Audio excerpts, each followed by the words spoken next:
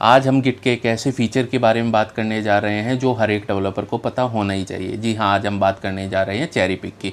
आपने अक्सर अपनी स्क्रम कॉल में सुना होगा या अपने कॉलीग से सुना होगा या इंटरव्यू में आपसे ये क्वेश्चन कर दिया जाता है कि चेरी पिक क्या होता है, चेरी पिक आपको कब करना चाहिए और चेरी पिक के क्या क्या बेनिफिट होते हैं। अगर आप चेरी पिक नहीं करते हो तो उसका अल्टरनेट वे क्या होगा। चेरी पिक बेसिकली एक वे है जिससे आप स्पेसिफिक कमिट को किसी दूसरी ब्रांच में मर्ज कर सकते हो। अभी मैं आपको इसको एक एग्जाम्पल के थ्रू समझाता हूँ। उसके लिए हम चलते हैं स्क्रीन पर। अभी हमारे पास एक लॉन्ग रनिंग ब्रांच है जिसका नाम है मास्टर। हम जनरली क्या करते हैं, जो भी फीचर डेवलप करते हैं उसके लिए PR रेज करते हैं और वो कोड हमारा मास्टर में मर्ज हो जाता है। तो अभी भी मेरे पास फॉर एग्जांपल एक ब्रांच है, ये वाली लॉगिन वाली ब्रांच है। मैं अभी लॉगिन स्क्रीन पे काम कर रहा हूँ। सपोज मैंने इसमें कुछ चेंजेस किए, उसके लिए मैं क्या करता हूँ, कमांड प्रॉम्प्ट को ओपन कर लेता हूँ। अभी हमने क्या किया है, हमने लॉगिन वाली ब्रांच को चेकआउट कर लिया है। अभी मैं इसमें चेंजेस कर देता हूँ। फॉर एग्जांपल मैं अपनी लॉगिन स्क्रीन पे काम कर रहा था, तो उसके लिए मैं क्या करता हूँ, लॉगिन कंपोनेंट को उठा लेता हूँ और इसमें मैं कुछ भी चेंज कर देता हूँ। फॉर एग्जांपल मैंने अभी इसमें कंसोल डॉट लॉग डाल दिया। This is just a dummy commit, right. So मैंने इसमें क्या किया है, मैंने इसमें मैं डाल दिया कि लॉगिन कंपोनेंट, राइट, लॉगिन कॉम्प, और हमारा ये चेंज आपको यहाँ पे दिखने लगेगा। तो ये मेरा क्या है, मैंने एक फीचर डेवलप किया बेसिकली और मैं उसको कमिट कर रहा हूँ और मैंने इसमें कमिट ID वगैरह डाल दी। हमारा ये हो गया एक कमिट।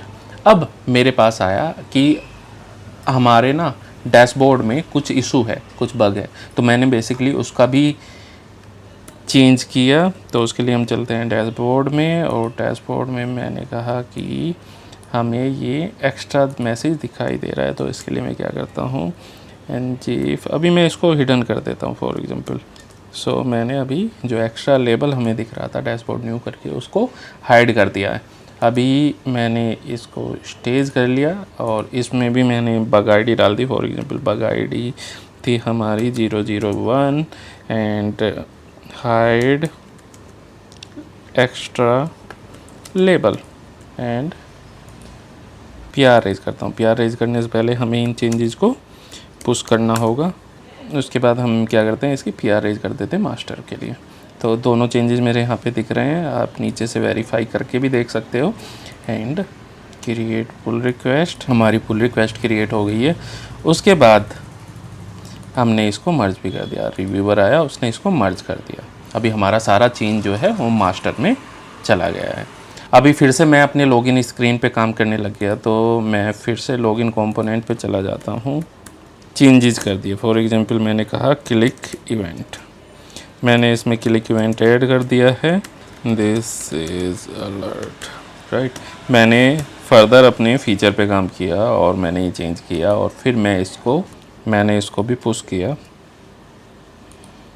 और वापस से हम क्या करते हैं, PR रेज कर देते हैं, क्रिएट पुल रिक्वेस्ट, और अभी हम इसको मर्ज कर देते हैं, राइट। ये हमारे हो गए एक मास्टर के अंदर 3 चेंजेस। पहले हमने फीचर पे काम किया, फिर हमने एक बग फिक्स किया, वापस से फिर हमने एक फीचर पे काम किया। अभी जस्ट मुझे पता चला कि ये जो बग मैंने फिक्स किया था वो वाला प्रोड में भी चेंज जाना है। तो उसके लिए आप क्या करोगे, अभी हम क्या करेंगे, हमारे दिमाग में आया एक काम करते हैं, चलो हम मास्टर से ना प्रोड वाली ब्रांच की PR रेज कर देते हैं डायरेक्टली। तो हमने क्या किया, हमने यहाँ से बेस में रखा अपना प्रोड ब्रांच और मास्टर से हमने उसको पॉइंट कर दिया। बट हमने देखा ओ यहाँ पे तो बहुत सारे चेंजेस है, ये तो हमें सारे के सारे चाहिए ही नहीं, हमें चाहिए केवल एक स्पेसिफिक बग वाला चेंज। तो आप बोलोगे ये एक काम करते हैं कि हम प्रोड वाली ब्रांच से एक ब्रांच कट कर लेते हैं, उसमें चेंजेस करते हैं और उसके बाद उस ब्रांच की PR रेज कर देते हैं प्रोड के लिए, राइट। ईजी है और सिंपल भी है और सेफ भी है। बट व्हाट इफ अगर आपके पास 20 फाइल में चेंज हो या 200 फाइल में चेंज हो, उस केस में आपके लिए बहुत ज़्यादा हेक्टिक हो जाएगा। और अगर ऑन द फ्लाई आपके पास कोई नया बग आया, पहले उसको मास्टर में पुश करना पड़ेगा और उसके बाद फिर सेम चेंज आपको प्रोड में करना पड़ेगा, तो आपके डबल एफर्ट्स यहाँ पे लग रहे हैं।